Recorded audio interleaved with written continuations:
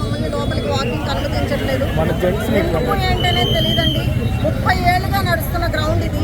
ఈ 30 ఏళ్లలో వాకర్స్ ద్వారా వాళ్ళకి ఏదన్నా ఇబ్బంది వచ్చిందా అని మేము యాజమాన్యాన్ని ఇప్పటికి ఒక 100 సార్లుగా అడిగాము.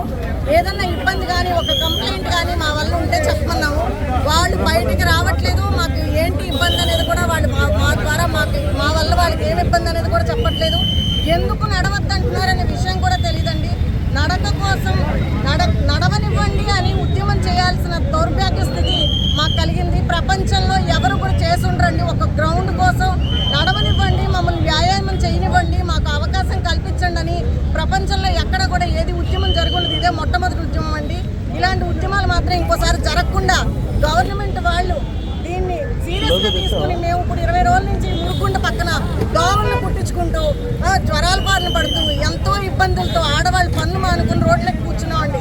మాకేమి రోడ్లెక్కి కూర్చుని ఉద్యమాలు చేసే అలవాటు ఏమి లేదు.